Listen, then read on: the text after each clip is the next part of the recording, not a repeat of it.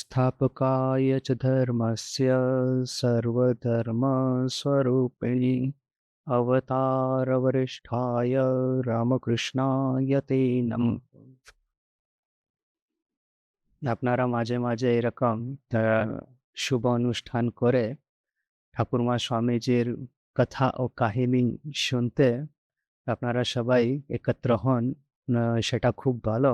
গীতাতে ভগবান বলেছেন যে যে কয়েকজন ডিভোটি এক জায়গায় একত্র হয়ে আমার নাম করে সেখানে আমি অবশ্য জানবেন সেখানে আমি নিজে উপস্থিত আছি। তো সেই শ্রী রাম और श्री कृष्ण और श्री रामकृष्ण ওদের তিনজনকে প্রণাম জানিয়ে আজকের এটা ধ্যান ও একাগ্রতা, এটা হচ্ছে আমাদের টপিক। আমরা তো সবাই জানি, মা নিজে বলেছে জপাত সিদ্ধিহি জপাত সিদ্ধিহি জপাত সিদ্ধিহি, জপ করেই ঈশ্বর লাভের পন্থাটা প্রশস্ত হয়। তবে ধ্যানও একটা আছে। আর আমরা তো জানি যে জপ করে করেই যখন আমাদের মন জপের উপর একাগ্র হয় তখনই সেই জপ ধ্যানে পরিণত হয়।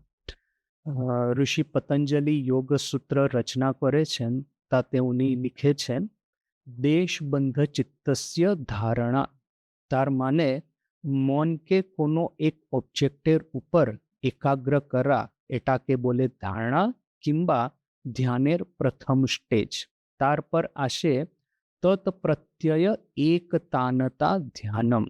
তার মানে ধরুন আমি ঠাকুরের উপর যখন আমি মন্দিরে আরতি অ্যাটেন্ড করছি, পূজারী মহারাজ ঠাকুরের আরতি করছে, তখন ঠাকুরের উপর আমি আমার মনকে একাগ্র করতে চেষ্টা করছি, সেটা হয়ে গেল ধ্যানের প্রথম স্টেজ, ধারণা।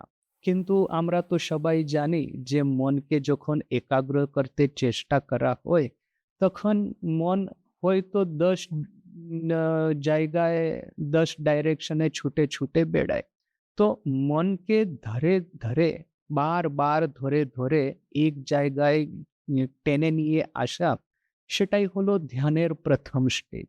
কিন্তু যখন এই ধ্যানের প্রথম স্টেজ ধারণা পরিপক্ব যখন হয় তখন কি হবে যে ধ্যানের সেকেন্ড স্টেজ যেটাকে প্রপার ধ্যান বলা হয়েছে যোগ সূত্রতে, তৎপ্রত্যয় একতানতা ধ্যানম, যেটা অবজেক্ট অফ একাগ্রতা, অবজেক্ট অফ কনসেন্ট্রেশন, তার উপর আমার মন এক তান হয়, এক লয় হয়, এক ধারায় যখন প্রবাহিত হয় তখন সেই ধ্যানের প্রথম স্টেজ পরিপক্ব হয়ে সেকেন্ড স্টেজ তাতে পরিণত হয়। আর তারপরে তো আমরা জানি তदैव অর্থমাত্র নির্ভাসম স্বরূপ শূন্যম ইব সমাধি। যখন ঠাকুরের মূর্তি থাকলো আর আমি নিজে অদৃশ্য হয়ে গেলাম, আমি একজন সাধু, আমার জন্ম এই জায়গায় হয়েছিল, আমার এই এডুকেশন প্রাপ্ত হয়েছে, আমার এই জন্ম জন্মান্তরের সংস্কার, আমার এই ঘমণ্ড অহংকার, এই পঞ্চক্লেশ, अविद्या राग द्वेष अभिनिवेश, अविद्या अस्मिता राग द्वेष অভিনিবেশ, ষড়রিপু, অষ্টপাশ, এই যা কিছু আমার ছিল সেই সব গলে গেল, সেই সব বিলীন হয়ে গেল, আর শুধু ঠাকুরই থাকলেন, তার মানে সমাধি। তো এটা তো ডেফিনেশনটা ক্লিয়ার আছে, যে কোনো অবজেক্টের উপর মনকে একাগ্র করলে এটা ধ্যানের প্রথম স্টেজ হলো। মন যখন সেই অবজেক্টের উপর কন্টিনিউয়াস এক তান হয়ে, এক লয় হয়ে, এক ধারায় যখন প্রবাহিত হয়, মনের অন্য ডিস্টারবেন্স গুলো সব চলে যায়, তখন হয়ে গেল ধ্যান।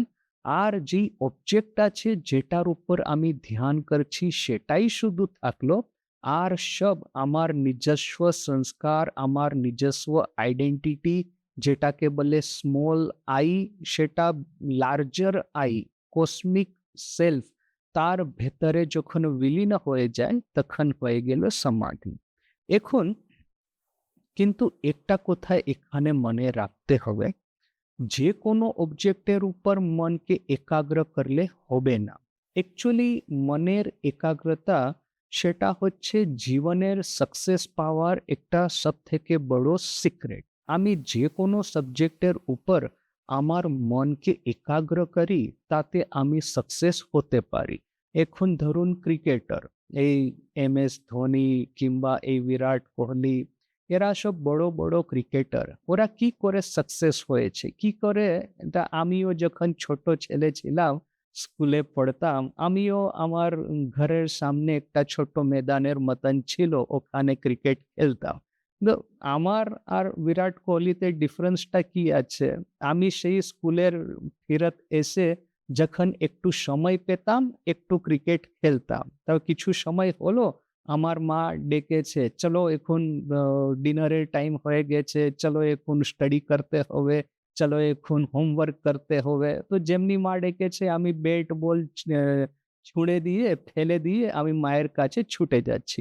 কিন্তু এরকম করে তো সাকসেস হওয়া যায় না। সেই ঠাকুরের ফেমাস কাহানি যে ১ জন ২ জন কিষান ও ক্ষেতে ও জল আনার জন্য ও মাটি কাটছে। একজনের পরিবার এসে বলেছে, "এখন দুপুর হয়ে গেছে, এখন চলো এসে খেয়ে দিয়ে নাও, একটু বিশ্রাম করে নাও, পরে আবার মাটি কাটবে, ওই আবার খাল বানাবে।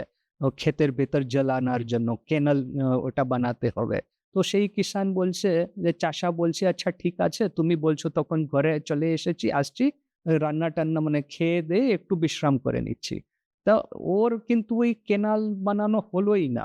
কিন্তু আরেকজন চাষা আছে, ওর পরিবার এসে বলছে যে, "সকাল থেকে খাটছো, এখন চলো এসে বাড়িতে এসে একটু খেয়ে-দেয়ে নাও, একটু বিশ্রাম করে নাও, পরে একটু কেনাল বানাবে।" তো সেই চাষা রাগ করে বলছে, "এখন তুমি যাও এখান থেকে। সর্বপ্রথম আমি এই কেনালটা বানিয়ে নেব। তারপরে আমি বাড়িতে এসে খাবো আর তারপর বিশ্রাম করব।" তো সত্যি তাই হলো।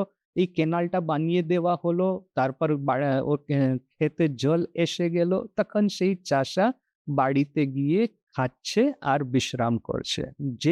যেই চাষা, ও পরিবার বলেছে বলে ওই ছেড়ে কাজ ফেলে চলে গেছে। ওর ক্ষেতে কিন্তু জল আনা হলো না।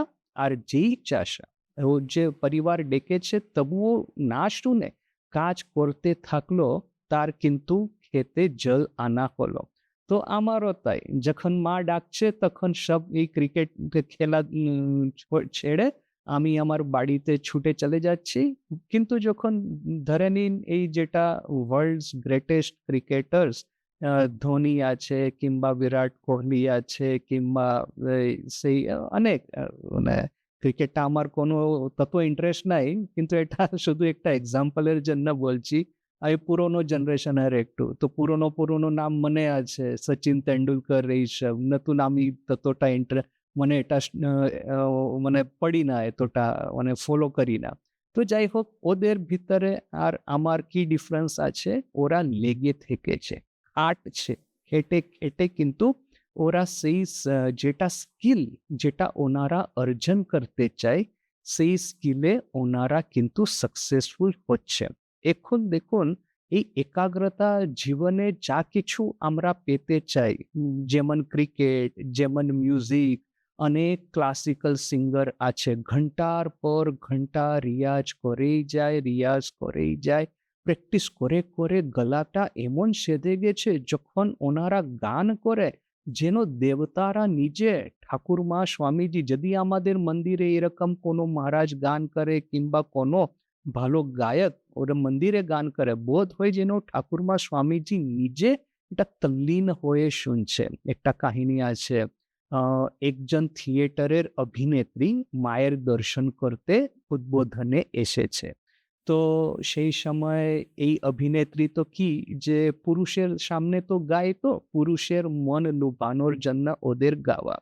আ এখন মায়ের কাছে এসেছে, কিন্তু মায়ের যেই কামরা, যের ভিতরে মা বসে আছে, ভিতরে যেতে সাহস পাচ্ছে না। বাইরেই ওই যে দরজার চৌখাটের বাইরেই বসে আছে। ওখান থেকেই মাকে প্রণাম জানাচ্ছে।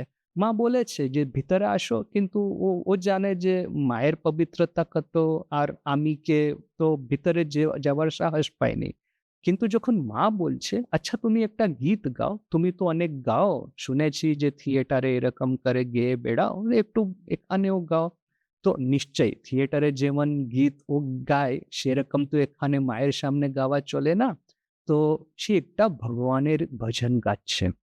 আর যেটা সুর লহরী তখন স্প্রেড হয়েছে তরঙ্গায়িত পুরো উদ্বোধনে যেমন ওটা মানে চারো ওর ফেলাচ্ছে। সব নিচে সাধুর আপনারা হয়তো সেই দিনের কথা জানেই। ফার্স্ট ফ্লোরে মা থাকতেন নিজের সঙ্গিনীদের নিয়ে।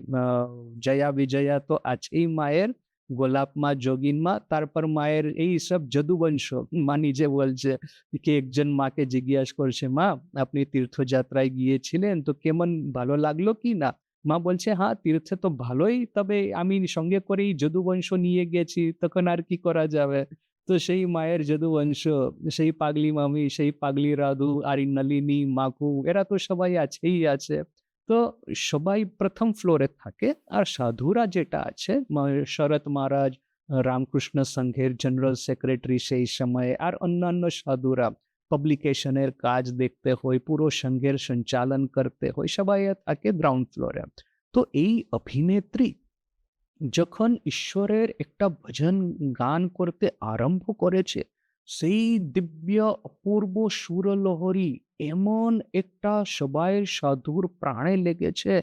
ফার্স্ট ফ্লোরে যেখানে মায়ের সঙ্গিনীরা আছে, মা স্বয়ং স্থির হয়ে শুনছে। মানে যখন গ্রাউন্ড ফ্লোরে এটা এলো সুরধ্বনি, শরৎ মহারাজ গণেশের মতন নিজের ডেস্কের উপর বসে মঠ মিশনের যাবতীয় কাজ করে। ওখানে ও লীলা প্রসঙ্গ লিখতে হবে, উদ্বোধন পত্রিকা চলছে, ওটা কিছুটা দেখতে হবে।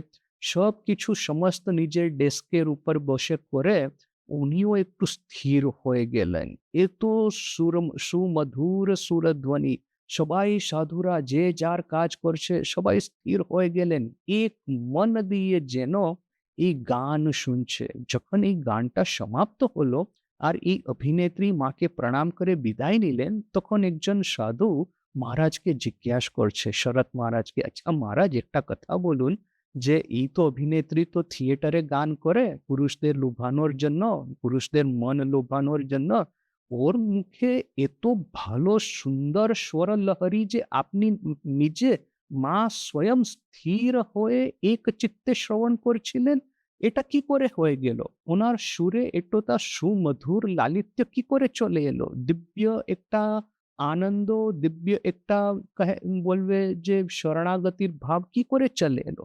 তখন শরৎ মহারাজ বলছে, "দেখো, ও মায়ের সামনে গান করেছে তো, মাকে অর্পণ করে, মাকে সমর্পণ করে গান করেছে তো, তার এটা প্রভাব, এটা মায়ের শক্তি, এটা কোনো অভিনেত্রীর শক্তি নাই। মায়ের শক্তি দিয়ে এই গানটা কিন্তু আমাদের সবাইকে বেঁধে রেখেছে। যতক্ষণ গান চলছে সবাই স্থির হয়ে শুনছে, যেইক্ষণে গানটা স্টপ হয়ে গেল সবাই আবার নিজের নিজের কাজটা প্রারম্ভ করলে। এটা কিন্তু মায়ের শক্তি, এটা কোনো অভিনেত্রীর শক্তি নাই।" তো দেখুন, যখন আমরা কোনো একটা জিনিসে একাগ্র হয়ে কাজ করি, তো যেই পয়েন্টের উপর মনকে একাগ্র করি, যদি এটা ক্রিকেট কিংবা গান কিংবা পেইন্টিং কিংবা মার্শাল আর্ট কিংবা study, physics, chemistry, biology, computer science, coding, programming, যেটার উপর আমি মনকে একাগ্র করি, সেই কলাতে, সেই সায়েন্সে, সেই লার্নিংয়ে আমি সিদ্ধহস্ত হব।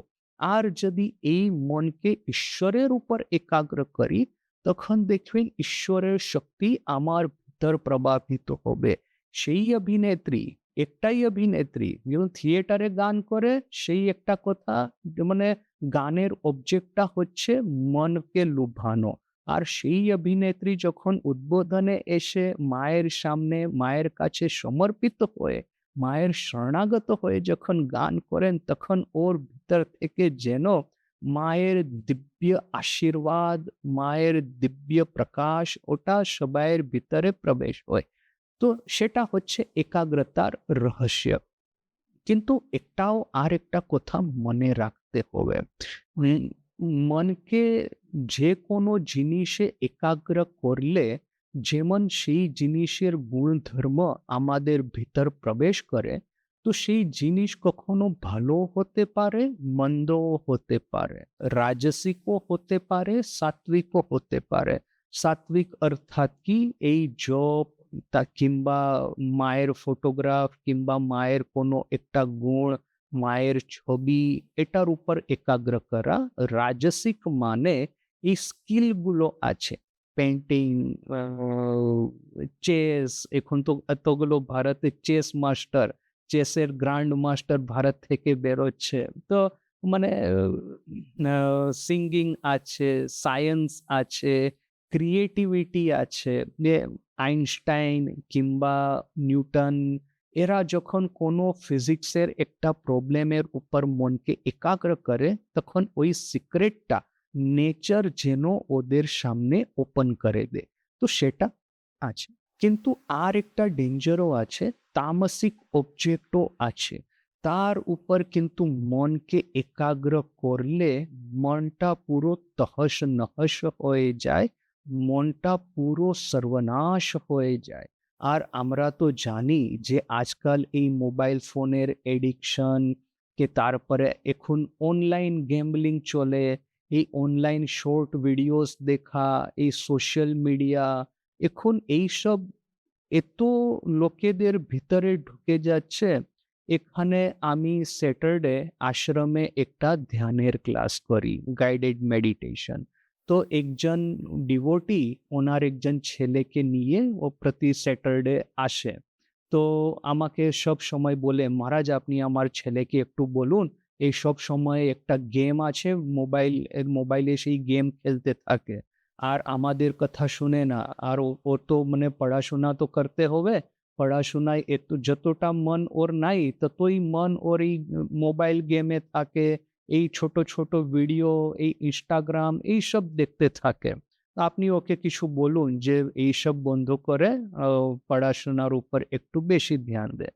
এখন দেখুন, আমি তো জানি যে আমি যদি ওর বয়সের থাকতাম, আর যদি কোনো সাধু এসে আমাকে উপদেশ দিত এই যে, "আচ্ছা তুমি এটা করো, সেটা করো না", আমি তো কখনো শুনতাম না। ইয়ুথ থাকে তো, ইয়ুথের একটা থাকে মানে ভিতর থেকে ও কি বলে একটা ও জেদ থাকে ভিতর থেকে। ভিতর থেকে একটা আত্মশ্রদ্ধা থাকে। আমি কেন, কেউ বলছে সেইরকম করতে যাও। তো আমি তো জানি সে আমার কথা শুনবে না।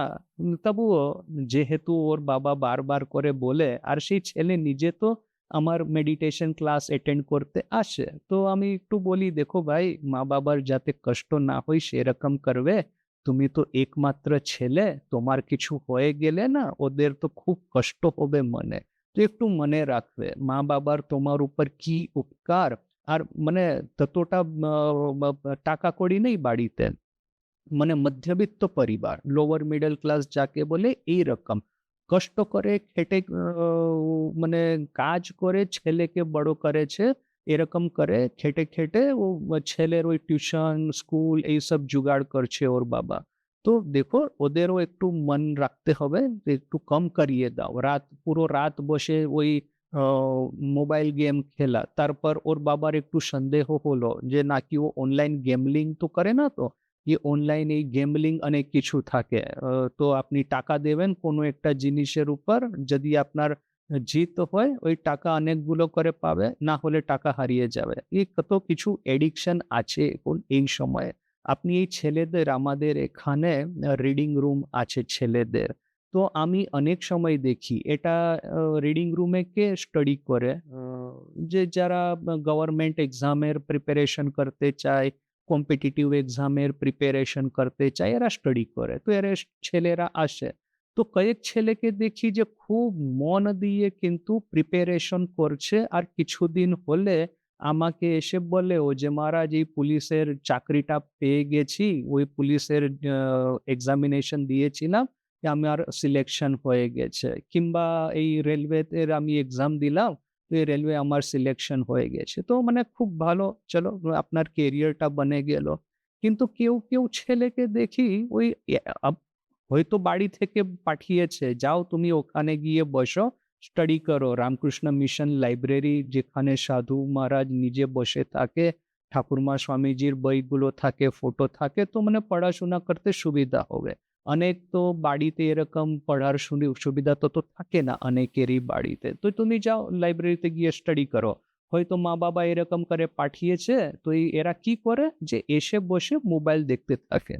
আমি দেখিও এখন আর কাউকে কিছু বলার নেই। আজকাল ইয়াঙ্গার জেনারেশন তো সবাই নিজের একটা স্ট্রং ওপিনিয়ন আছে। তো অ আমি তো কিছু বলি না।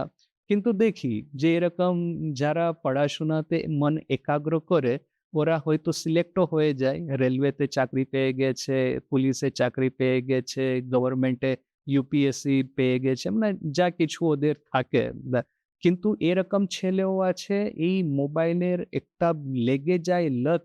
এই এরকম ভিডিও গেম থাকে, নাকি এ সোশ্যাল মিডিয়া থাকে, নাকি এ গ্যামলিং থাকে, নাকি আরো অনেক কিছু যেটা কদর্য বিশ্রী জিনিস থাকে ওর ভিতরে এমন ঢুকে গেছে আর এখন মাইন্ডটা পুরো হয়ে গেছে কারাপ্ট। তো এরকমও থাকে। তো দেখবেন যে একাগ্রতা এটা ঈশ্বরের আমাদের আশীর্বাদ। ঈশ্বর আশীর্বাদ করে আমাদের এই মনকে একাগ্র করার শক্তি দিয়েছে। কিন্তু আমরা মনকে কোনটা জিনিসের উপর একাগ্র করছি সেটা খুব কিন্তু ধ্যান করে না খুব কেয়ারফুল থাকতে হবে।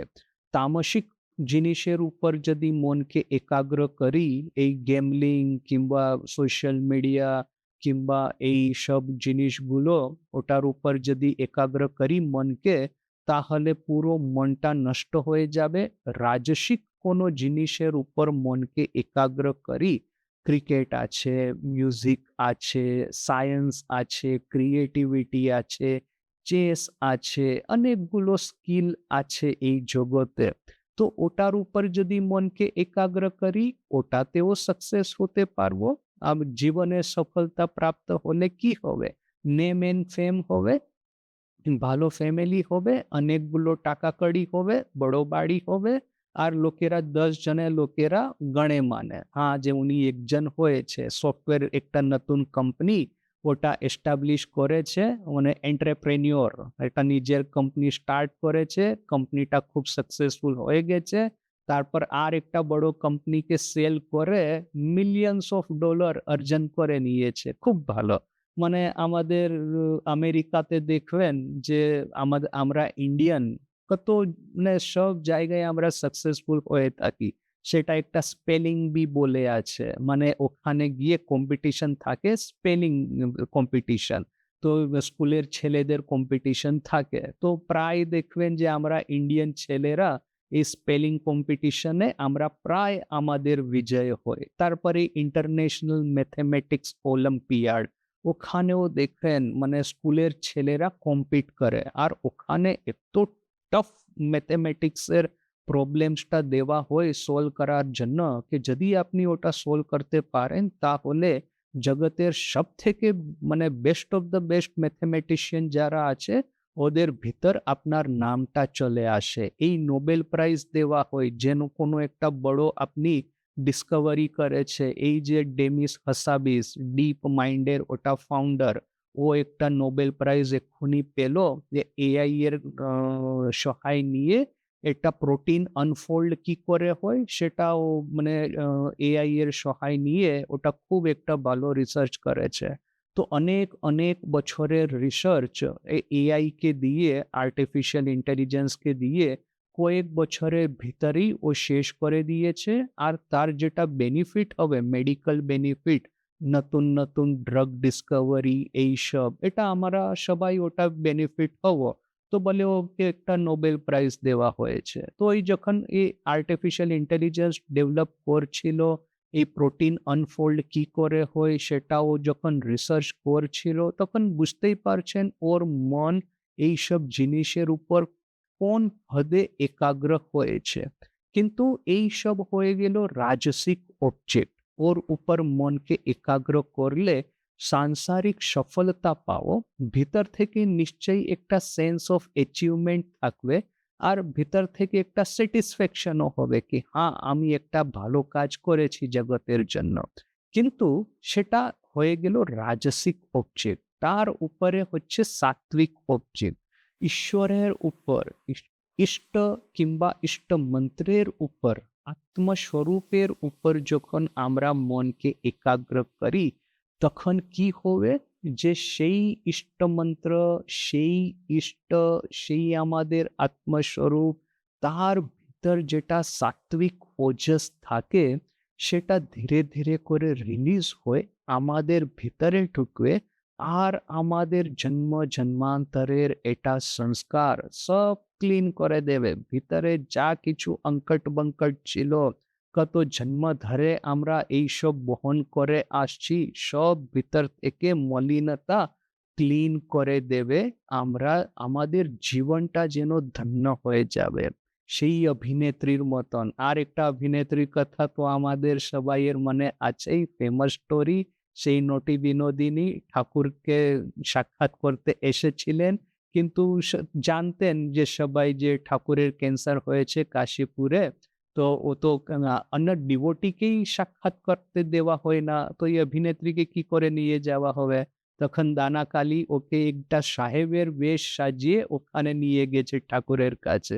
দেখেন আ নিরঞ্জনানন্দজি দাঁড়িয়েছিলেন দরজায়। তো নিরঞ্জনানন্দজির চোখে ধুল দিয়ে নিরঞ্জনানন্দজিকে এরকম করে ও ভিতরে ঢুকে গেছে ট্রিক করে। যখন ওই নিজের হেড-টেড খুলে ও ঠাকুরকে প্রণত হলো, সেই নটি বিনোদিনী, তখন ঠাকুরও হাসতে লাগলেন কি করে নিরঞ্জনানন্দজিকে ট্রিক করা হয়েছে। এ নিরঞ্জনানন্দজি আ এইরকম করে স্বামীজি যখন অ অ অসুস্থ ছিলেন, স্বামীজির যখন শেষ অসুখ চলছিল বেলুড় মঠে, তখনও উনি কিন্তু এইরকম করে স্বামীজির দরজায় পেহারা দিচ্ছিলেন। যেমন ঠাকুরের দরজায় কাশীপুরে পেহারা দিয়েছিলেন, মাথায় পাগড়ি পরে, হাতে লাঠি নিয়ে দাঁড়িয়ে থাকতেন, কাউকে যেতে দেবে না। তো সেই রকম স্বামীজির যখন শেষ অসুখ চলছে, স্বামী শিষ্য সংবাদে আছে। স্বামীজি বলছে সেইদিন ঠাকুরের তিথি পূজাও ছিল বোধহয়। তো স্বামীজি শরৎচন্দ্র চক্রবর্তীকে বলছে, "যাও তুমি একটা কাজ করো, তুমি নিরঞ্জনকে ডেকে এনো। বলবে যে আমাদের মানে আমার দরজার সামনে পাহারা দে, কাউকে ভিতরে ঢুকতে দেয় না।" স্বামীজি খুব অসুস্থ ছিলেন। তো শরৎচন্দ্র ওই নিরঞ্জন মহারাজকে ডেকে এনেছে। আর নিরঞ্জন মহারাজও রীতিমতো পাগড়ি-টাগড়ি পরে, হাতে লাঠি দিয়ে স্বামীজির দরজার সামনে দাঁড়িয়ে আছে। আর ভেতরে শুধু স্বামীজি আর শরৎচন্দ্র স্বামীজির সেবা করছে।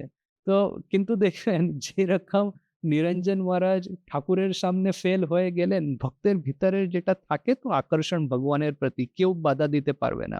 তো ওই নটি বিনোদিনী যেমন ঠাকুরের কাছে চলে এলেন, তো তেমনি সেই সময় নিবেদিতা এসেছে, স্বামীজির মানে শিষ্যা, ভগিনী নিবেদিতা। তো ও বলছে নিরঞ্জন মহারাজকে যে স্বামীজির সাক্ষাৎ করতে চায়। তো নিশ্চয়ই ও তো এত মানে স্বামীজির এত ডিভোটেড ডিসাইপল, তো নিরঞ্জন মহারাজ আর কি বলবে? উনি দরজা খুলে ওকে বলছে মহারাজকে, স্বামীজিকে যে, "আচ্ছা ভগিনী নিবেদিতা এসেছে, আপনার সঙ্গে সাক্ষাৎ করতে চায়। তো আমি কি ঢুকতে দেবো কিনা?" তো স্বামীজি বলছে, "হ্যাঁ, হ্যাঁ, আসতে দিন ওকে।" তো নিবেদিতা এলো, স্বামীজির সামনে বসে একটু প্রণাম করে, বড় সন্তর্পণে নিজের একটা রুমাল দিয়ে হ্যান্ডকারচিফ দিয়ে বড় সন্তর্পণে স্বামীজির পায়ের ধুলা গ্রহণ করলো আর তারপর দাঁড়িয়ে চলে গেল। যখন ও চলে গেছে কিন্তু তখন স্বামীজি বলছে শরৎচন্দ্রকে কি, "দেখো ও বিদেশিনী তো, কত সংস্কার আছে। আর কেউ যদি থাকলো আমার কাছে ২ ঘন্টা বকিয়ে নিত। কিন্তু ও জানে যে আমি অসুস্থ বলে সঙ্গে সঙ্গেই প্রণাম করে চলে গেছে।" তো দেখেন যে এইগুলো সংস্কার। যখন আমরা ঈশ্বরের উপর মনকে একাগ্র করি, তখন আমাদের সংস্কারগুলো সম্পূর্ণ পরিবর্তন হয়ে যায়, পরিবর্তিত হয়ে যায়। ভিতরে যেন দিব্য জ্ঞান, দিব্য আনন্দের একটা ফোয়ারা যেটা প্রারম্ভ হয়। আ মায়ের তো এত কথা কাহিনী আছে। একজন বৃদ্ধা আ মা জয়রামবাটিতে আছে। তো অ একজন বৃদ্ধা অ মহিলা আ যখন কাছের গ্রাম থেকে কেউ মায়ের জন্য কিছু জিনিসগুলো পাঠায়, আটা আছে, তেল, অয়েল আছে, রান্না করার জন্য সবজি আছে, ফল আছে, মিষ্টি আছে, বস্ত্র আছে। মায়ের তো শিবের সংসার সবাই জানে। তো অনেক ভক্তেরা অনেক কিছু মায়ের জন্য পাঠায় জিনিসপত্রগুলো। তো সেই বৃদ্ধা মায়ের জন্য সব জিনিসপত্রগুলো নিয়ে একটা বাস্কেট মাথায় করে বহন করে আনতেন জয়রামবাটিতে। তো সেই বৃদ্ধা কয়েকদিন হয়েছে ও জয়রামবাটিতে আসতে পারেনি। তারপর আবার একদিন এসেছে। তো এসেই মা ওকে দেখেই জিজ্ঞাসা করছে, "কি হলো মাঝি বউ? আপনি তো এতদিন রেগুলার আসতেন। এখন মাঝখানে কি হয়ে গেল আপনার?" তো সেই বৃদ্ধা বেচারি এত সহানুভূতিপূর্বক মা যখন প্রশ্ন করছে, তখন ও নিজের রাম কাহিনী খুলে বলছে যে, "মা, আমার একটা রোজগারি জোয়ান ছেলে ছিল। তো সেই আমাদের বৃদ্ধাবস্থার একমাত্র সহারা। সেই কয়েকদিন হলো ও মারা গেছে। তো সেই জন্য আর এখন আমি খুব কষ্টে পড়েছি। সবসময় আমাকে এই লেবার কাজ করে আমার খেতে খাবার মানে আমার জোগাড় করতে হয়। বলে আমি তো কয়েকদিন তা আসতে পারিনি।" তো যখন সেই বৃদ্ধা মহিলা এরকম করে বলছে, মা বলছে, "বলো কি মা?" এরকম বলে মানে ডাক মানে ১ম তো চোখে জল এলো। তারপর মায়ের চোখে জল দেখে সেই বৃদ্ধার চোখেও জল এলো। আর তারপর তো মা যেটা ডাক ছেড়ে কাঁদতে আরম্ভ করেছে, যেন নিজের ছেলে মারা গেছে।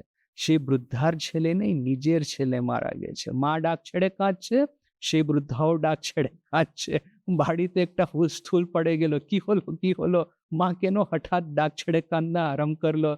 করেছে। সবাই ছুটে, ছুটে এসেছে। এসে দেখে যে সেই বৃদ্ধা স্ত্রী আর সেই মা সামনে, সামনে আছে আর ২ জনা ডাক ছেড়ে কাঁদছে। আর কিছু সময় গেল, তারপর ওই বৃদ্ধারও ভিতর থেকে এত সান্ত্বনা পেল, মানে দেখুন মায়ের কাছে তো মানে বড় খাজানা নাই যে ওর মানে এত টাকা দিয়ে দিল, ঠিক আছে, এত ইনভেস্টমেন্ট করিয়ে দিল। কোম্পানির কাগজ, সেই সময়ের যেটা ইনভেস্টমেন্টের মেথড ছিল কোম্পানির কাগজ। তার মানে ইস্ট ইন্ডিয়া কোম্পানি কিংবা এই ব্রিটিশ রাজ্যের কোনো সিকিউরিটিতে টাকা ইনভেস্ট করা। সেই বৃদ্ধার আবার কোনো কোম্পানির কাগজও নাই, কিছু নাই। মা এরকম ওকে কোনো ইনভেস্টমেন্টও করে দিতে পারে না। এরকম কিছু তো মায়ের নিজের কাছে নাই।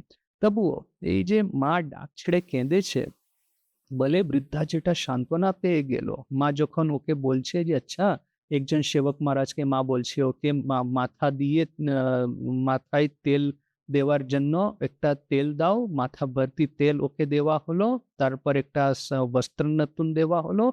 কিছুটা মুড়ি এরকম করে সেই বৃদ্ধাকে দিয়ে মা বিদায় করলেন। তো যিনি সেবক মহারাজ ত্যাগী সন্তান মায়ের, এই স্মৃতি কথা লিখছে, বলছে যে বৃদ্ধা সেদিন এত সান্ত্বনা পেয়ে গেল মায়ের ডাক ছেড়ে কাঁদা সামনে ওই সহানুভূতি পেয়ে। তো মানে লক্ষ টাকা দিলেও ও হয়তো এতটা সান্ত্বনা পেত না।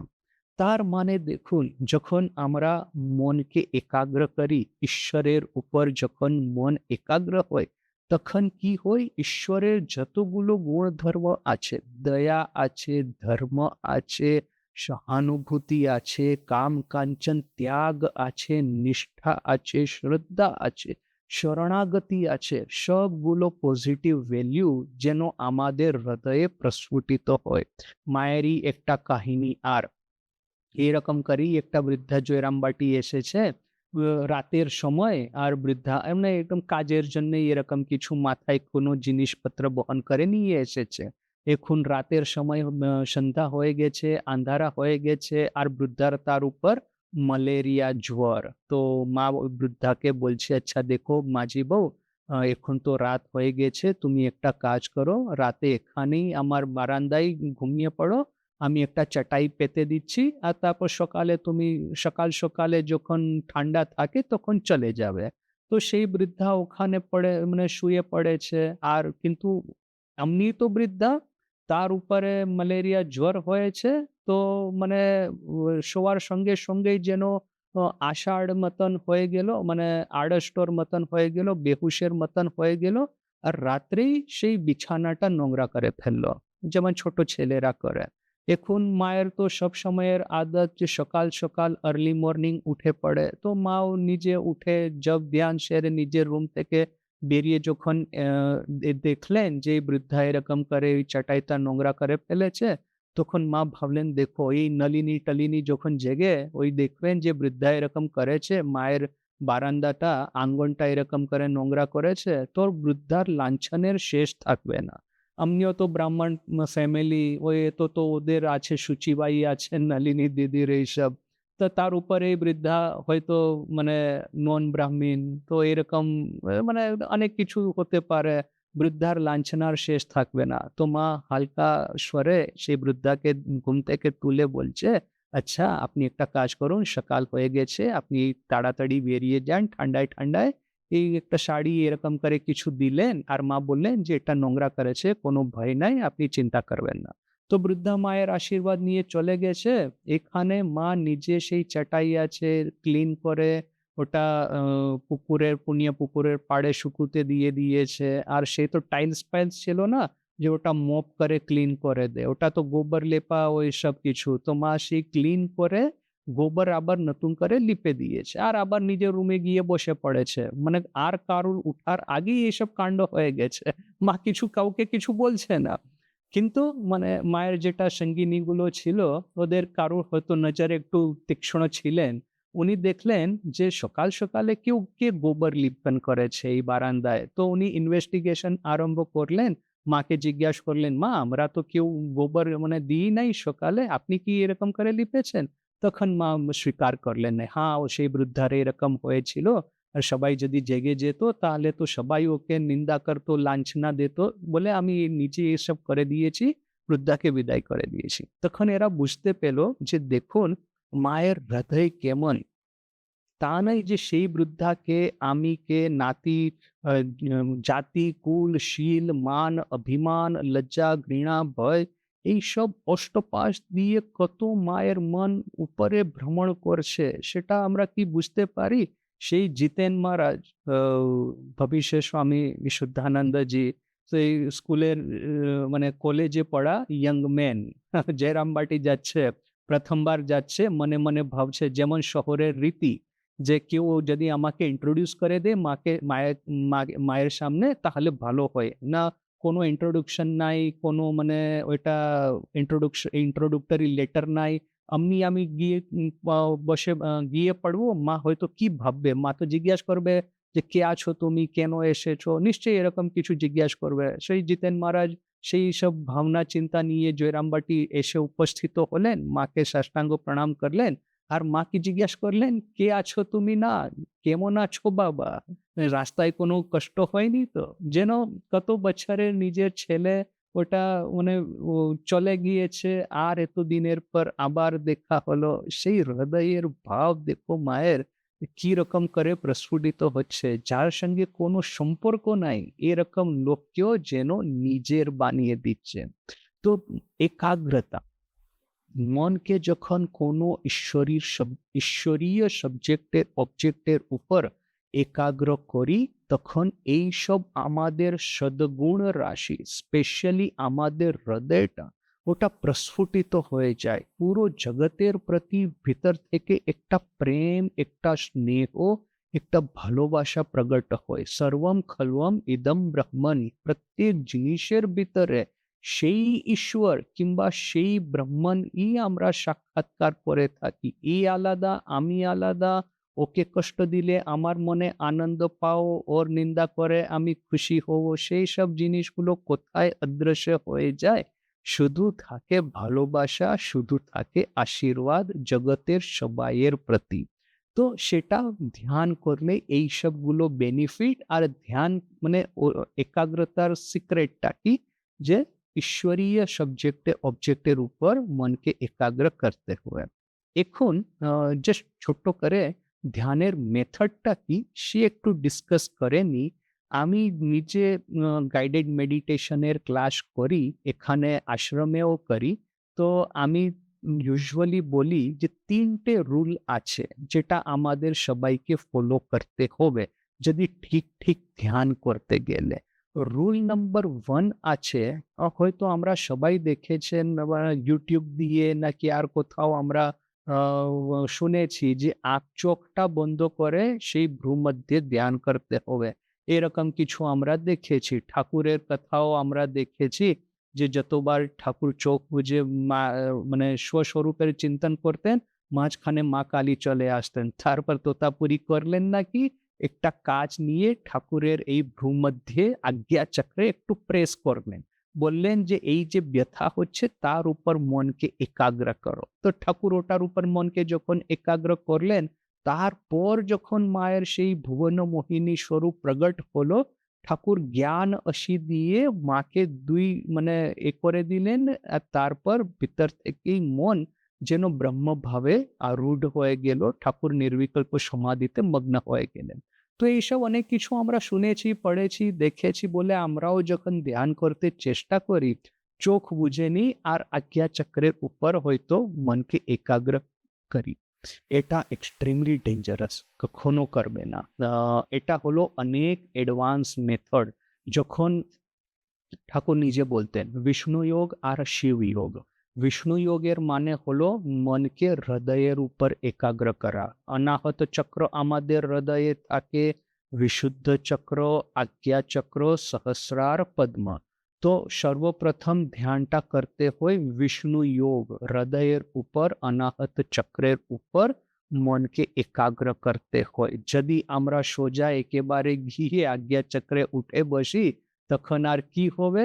সেই বিরজানন্দজি মহারাজ, কালীকৃষ্ণ মহারাজ এই ভূমধ্যে ধ্যান করে, করে মাথা ব্যথা এমন ধরে গেছে যে মানে পরেশান হয়ে মায়ের কাছে গিয়ে বলছে, "মা আমি ধ্যান করছি, খুব মাথা ব্যথা ধরছে, কি করা যাবে?" তো মা জিজ্ঞাসা করছে, "আচ্ছা বাছা তুমি কোথায় ধ্যান করো?" তো উনি যখন বললেন যে, "ভ্রূমধ্যে আজ্ঞা চক্রের উপর", সঙ্গে সঙ্গেই মা বলে উঠলেন, "আরে করো কি? কখনো ওখানে ধ্যান করতে নেই। ধ্যান করবে সব সময় হৃদয়ে।" তো আমরা যখন প্রারম্ভ করি ধ্যান করা, হৃদয় থেকেই, অনাহত পদ্ম থেকেই ধ্যান প্রারম্ভ করতে হবে। ঠাকুরকে যখন জিজ্ঞাসা করা হলো ধ্যান কোথায় করতে হবে, কি করে করতে হবে, ঠাকুর বলছেন হৃদয়টা হচ্ছে ডঙ্কা মারা জায়গা। তো এ সব রুল নাম্বার 1 হচ্ছে কখনো নিজের চোখটা সম্পূর্ণ বন্ধ করবে না। চোখটা সব সময় একটু খোলা থাকবে। হয়তো আপনি চোখটা একটু লোয়ার করবেন, না হলে আমি যেটা করি, আমি যেটা শেখাই, চোখটা সম্পূর্ণরূপে একবার বন্ধ করে দেবে। তারপর একটু ওটাকে খুলবে। 1 মিলিমিটার নাকি একটু ওটাকে ওপেন করবে। এটা রুল নাম্বার 1, খুব ইম্পোর্টেন্ট। কখনো চোখ বুজে ধ্যান করতে নেই। চোখটা একটু বন্ধ করে একটু তো খুলতেই হবে। স্বামীজির যেটা ধ্যান মুদ্রা, ওয়ার্শিপ পোজ মন্দিরে যেটা আমরা পুজো করি, স্বামীজি যে ছবিটা আপনি দেখবেন, একটু ধ্যান দিয়ে দেখবেন, কাছে গিয়ে দেখবেন স্বামীজির আইরিস গুলো দেখা যাচ্ছে, চোখটা পুরো বন্ধ নাই, একটু ওপেন আছে। ঠাকুরের সেই কল্পতরু পোজ, ফেমাস কল্পতরু পোজ, ধ্যানে মগ্ন আছে ঠাকুর। এটাও একটু ধ্যান মানে একটু কাছে গিয়ে একটু নিরীক্ষণ করে দেখবেন ঠাকুরও চোখটা ওপেন আছে, ওটা বন্ধ নাই। ভগবান শিবের ধ্যানমগ্ন যদি কোনো পেইন্টিং, যদি কোনো ভালো পেইন্টার এটা পেইন্ট করে থাকে, দেখবেন যে ওনারও চক্ষুটা একটু অর্ধনিমীলিত চক্ষু যেটাকে বলে। অর্ধটা বন্ধ আছে, অর্ধটা ওপেন আছে। তো সেই যোগ শাস্ত্রতেও বলে ধ্যান করার সময় চোখটাকে নাসিকাগ্রে একাগ্র করতে হয়। এখন নাসিকাগ্রে একাগ্র করতে গেলে মানে নাকের সামনে একটু হয়তো চোখের একটু স্ট্রেন হবে, বলে ওইসব করার দরকার নেই। চোখটা একটু বুঝে দেবে সর্বপ্রথম, তারপর একটু খুলে দেব। সেটা হয়ে গেল রুল নাম্বার 1। চোখ কখনো সম্পূর্ণ বন্ধ করতে নেই, অর্ধনিমিলিত নেত্র দিয়েই ধ্যান করতে হবে। সেকেন্ড, অবজেক্ট মানে হৃদয়ের উপর হমেশা ধ্যান করবে, আর কোথাও ধ্যান করবে না। হৃদয়ের উপর সহস্রার পদ্মে হয়তো আপনি ওমকারকে এস্টাবলিশ করতে পারেন, কিংবা ঠাকুরকে এস্টাবলিশ করতে পারেন হৃদয়ের উপর, কিংবা যেটা আমি প্রিফার করি, সেই ঠাকুরের চির পরিচিত কমরা দক্ষিণেশ্বরে আমরা যেন হৃদয়ের ভিতরে ভিজুয়ালাইজ করি যে গঙ্গায় নৌকায় বসে আমরা গঙ্গা নদী দিয়ে যাচ্ছি, আর পুরো সন্ধ্যার সময় আছে। এই গঙ্গার দুই ধারে যত ভারতীয় তীর্থক্ষেত্র আছে, বৃন্দাবন আছে, বারাণসী আছে, মীনাক্ষী মদুরাই টেম্পল আছে, কন্যাকুমারী টেম্পল আছে, বিন্ধ্যবাসিনী আছে, বৈদ্যনাথ আছে, যতগুলো আমাদের তীর্থক্ষেত্র এই গঙ্গার দুই ধারে পর পর চলে আসছে, সব জায়গায় ঈশ্বরের আরতি হচ্ছে। আকাশটা পুরো তারা দিয়ে আচ্ছন্ন, তারা দিয়ে ভর্তি। আমরা সেই গঙ্গায় বসে দক্ষিণেশ্বরে মানে চাঁদনী ঘাট, যদি আপনি দক্ষিণেশ্বরে গিয়েছেন গঙ্গা দিয়ে, তো সেই চাঁদনীর ঘাটে আমরা নামছি। এই চাঁদনী মণ্ডপ আর দ্বাদশ শিব মন্দির এটা ক্রস করে ভবতারিণীর মন্দিরে গিয়ে সাষ্টাঙ্গ প্রণাম করছি। তারপর বিষ্ণু ঘরে গিয়ে ভগবান বিষ্ণুকে সাষ্টাঙ্গ, রাধাকান্তের মূর্তির সামনে সাষ্টাঙ্গ প্রণাম, শিব মন্দিরে গিয়ে সাষ্টাঙ্গ প্রণাম। তারপর ঠাকুরের সেই চিরপরিচিত কমরা, ওখানে ভিজুয়ালাইজ করবে সবকিছু হৃদয়ে, যে ঠাকুর বসে আছে, মাও সঙ্গে বসে আছে খাটের উপর, আর সব গুরু ভাই ওই যে মেজ নিচে বসে আছে ফ্লোরের উপর। তো আমরাও ঠাকুর, মা আর গুরু ভাইদের সাষ্টাঙ্গ প্রণাম জানিয়ে ওখানে মেঝেতেই নিজের আসনটা গ্রহণ করি। আর কমরা আছে ঠাকুরের, তার ভিতরে টিম টিম করে একটা দিয়া ওটা জ্বলছে, প্রদীপ জ্বলছে, এক্ষুনি ধূপ দেওয়া হয়েছে, ধূপের গন্ধ ভালো, ফোরম সুবাস, আর তারপর বাইরে উদ্যান পথ, সেই কুলকুল নিনাদিনী ভাগীরথী, সেই মন্দ মন্দ হাওয়া, আর উদ্যানের যত ফুলগুলো আছে তার সৌরভ, সব মিলে এমন একটা পবিত্র বাতাবরণ খাড়া হচ্ছে। আর আমি সব কিছু যেন আমার হৃদয়ের ভিতরে ওটাকে ফিক্স করে দিচ্ছি, আর ওটার উপরেই আমার পুরো একাগ্রতা চলে এসেছে। সেই ঠাকুরের সামনেই বসে ঠাকুরেরই মন্ত্র পাঠ করে করে, ঠাকুরেরই সামনে দেখে দেখে আমি ঠাকুরকে প্রার্থনা করছি। দুই হাত জুড়ে ঠাকুরকে বিনম্রতা পূর্বক, শরণাগতি পূর্বক বলবে যে ঠাকুর, আমি আপনারই ছেলে, আপনারই আশীর্বাদ ভিক্ষা করি, আমার যা কিছু আছে সব আপনার, আমার নিজের কিচ্ছু নাই, সব আমি আপনার শ্রীচরণে সমর্পণ করে দিচ্ছি। আপনার আশীর্বাদ ছাড়া এই জীবনে আর আমি কিছু চাই না। তো এইরকম করে ধ্যান করতে প্রারম্ভ করবে।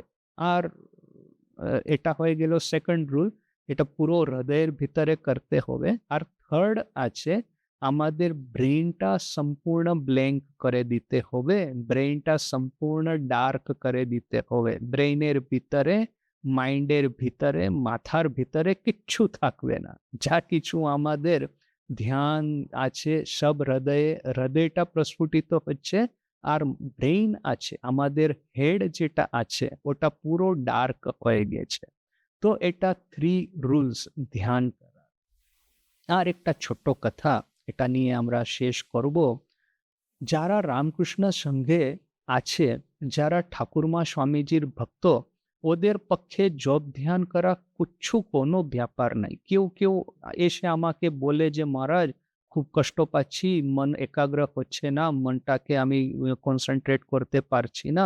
তখন আমি বলি যে সে কি ব্যাপার, আমি তো বুঝতে পারছি না। মানে রামকৃষ্ণ সঙ্ঘ থেকে আমাদের কাছে কথামৃত আছে, আমাদের কাছে মায়ের কথা আছে, এই চেতনানন্দজি এতগুলো স্মৃতি কথা কম্পাইল করেছে, এটা আমাদের কাছে আছে, আর বলছে যে আমরা মনকে একাগ্র করতে পারছি না। এই কথামৃত নিয়ে বসে যান, এক হাতে থাকবে কথামৃত, এক হাতে থাকবে জপের মালা, যার নাম জপ করছি তারই বাণী এখানে আছে। ধ্যান করার, জপ করার প্রারম্ভে একটু কথামৃত ওপেন করে ওইটা কিছুটা পড়ে নিতে হবে। যখন মনটা একাগ্র হয়ে গেল, মনটা রসসিক্ত হয়ে গেল ঠাকুরের বাণী শ্রবণ করে, তখন জপ করতে প্রারম্ভ করে দিতে হবে, কিংবা ধ্যান করতে প্রারম্ভ করে দিতে হবে। আর একটু মন এদিক ওই দিক হলো, আবার চোখটা ওপেন করে আর একটু কথামৃত পড়ে নিলাম, আর একটু মনকে ঠান্ডা করে দিলাম, আর একটু ঠাকুরের আশীর্বাণী গ্রহণ করে নিলাম, মনটাকে আবার রিস্টোর করে দিলাম, আবার একটু জপ ধ্যান প্রারম্ভ করে দেবেন। এটা আপনি ঘন্টার পর ঘন্টা ভগবত ভাবে বিভোর হয়ে থাকতে পারবেন। কোনো একটা বড় ব্যাপার নেই। কথামৃতের ভিতর, মায়ের কথার ভিতর, এই গুরু ভাইয়ের স্মৃতি কথার ভিতর এত ডিভাইন পাওয়ার আছে, যেটা ঘন্টার পর ঘন্টা আমরা ভগবত ভাবে বিভোর হয়ে থাকতে পারি। তো এটা ধ্যানের উপর একটা ছোট আজকে এখানেই শেষ করি। ওম শান্তি শান্তি শান্তি। হরি ওম। তা আমাদের যে দিব্যচক্ষু যেটা বলা হচ্ছে যে তোমাদের তিনটা দেখবো, কিন্তু চোখ আমাদের খোলা থাকে, আর একটা চোখ থাকে আমাদের অন্তরে, যেটা দিব্যচক্ষু বলা হয়। তাহলে যদি চোখটা খোলা থাকে তাহলে দিব্যচক্ষুটা একটু করে খোলা, মানে কি করে আমরা বিপদটা খুবই দেখতে পাবো। সেই ক্ষেত্রে এতদিন আমরা জানতাম না, আমি বিশেষ করে জানতাম না যে এরকম ধ্যানের সময় আপাতত চোখটা খোলা রাখতে হয়। এইটা আমার জানা ছিল না। নিজেরা এইটা থেকে আরেকটু ভালো করে কি হয়?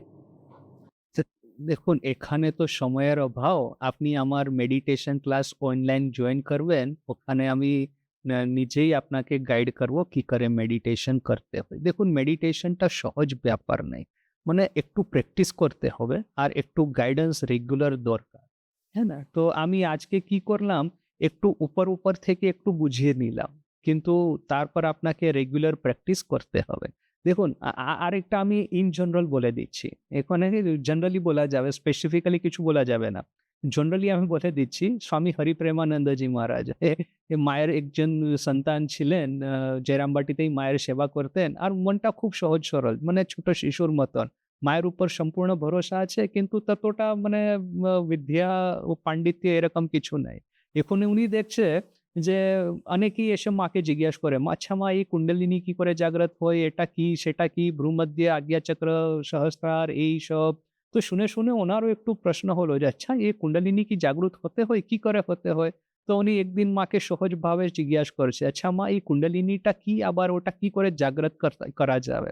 তো মা তো একটু হেসে পড়লেন। হয়তো একটু ছোট শিশুর মতন, তো উনার মনটা সহজ সরল। এই শিশু যখন ওই যে ঠাকুর বলে না, ওই খুড়ি জেঠির কান্দল শুনে ছেলেরা বলে যে, আমার ওর দিব্যি, তোর মায়ের দিব্যি, এরকম। ছেলেরা তো কিছু বোঝে না। এই বড়দের কন্দল শুনে এরকম শিখে নিয়েছে কিছু। তো এই হরিপ্রেমানন্দজিও এই যারা মায়ের কাছে জিজ্ঞেস করতে আসে, ওদের কাছে এইসব শিখে নিয়েছে। তো একটা কুণ্ডলিনী আছে, ওর ওটা জাগ্রত করতে হয়। তো মা একটু রহস্য করে বলছে, "আচ্ছা, কি তোমার কুণ্ডলিনী জাগরণের দরকার?" তো মহারাজ একটু লজ্জিত হয়ে বলছে, "না, না মা, আমি তো এমনি জিজ্ঞাসা করছিলাম।" না মা, দেখুন, মা তো সবাইকে বলতেন, "তোমরা আমার কাছে আছো, আমার সেবা করছো, সেটাই তোমাদের পক্ষে যথেষ্ট। একটু যত পারো জপ ধ্যান করবে।" তো আমিও সবসময় এটাই বলি, মানে ধ্যানের অনেক কিছু নির্দিষ্ট নিয়মগুলি আছে, সেটা আমি শিখাইও বটে। কিন্তু সবসময় আমি সেটা বলি যে ঠাকুরমা, স্বামীজি, গুরু ভাইয়ের কথা ও কাহিনী, ওটা শ্রবণ করতে হবে, ওটা পাঠ করতে হবে আর ওর উপর চিন্তন করতে হবে। তাতেই দেখবেন ভিতর এতটা নির্মল হয়ে যাবে যে আমরা এত টেনশন নেওয়ার দরকারই থাকবে না যে কুণ্ডলিনী কি আছে আর দিব্যচক্ষু কি আছে, ওটা কি করে জাগ্রত করতে হয়। এসব অটোমেটিক হয়ে যাবে। এটা আমার নিজের অভিজ্ঞতা থেকে আমি বলছি। এখন মানে আমার একটি প্রশ্ন নেই।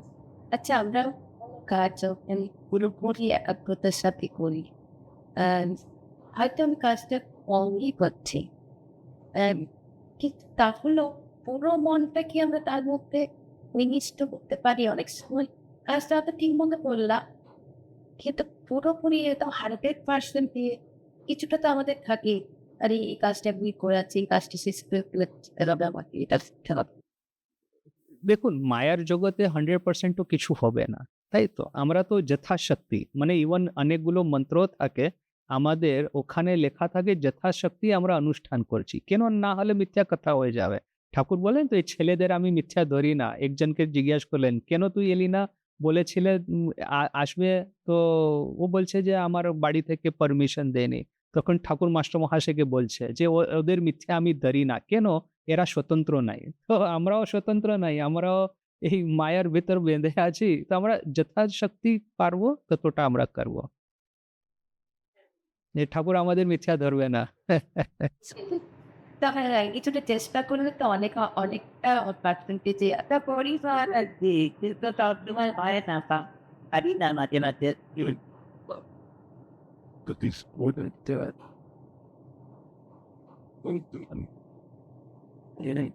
বলেছি স্বামী প্রজ্ঞাবতী মহারাজের একটা কথা আছে না, যে ঈশ্বরের প্রতি আমরা যদি বারবার মনটা রাখি এবং চাঁদানো দিয়ে যদি আমরা কাজটা করি, তাহলে আমাদের কাজটা সুন্দর খুব একাগ্রতা। হ্যাঁ, মানে রাজা মহারাজই তো আছে, এদের ছেলেরা মানে সাধু, বেলুড় মঠের সাধুরা এটা ভেজিটেবল কাটিং করেছে।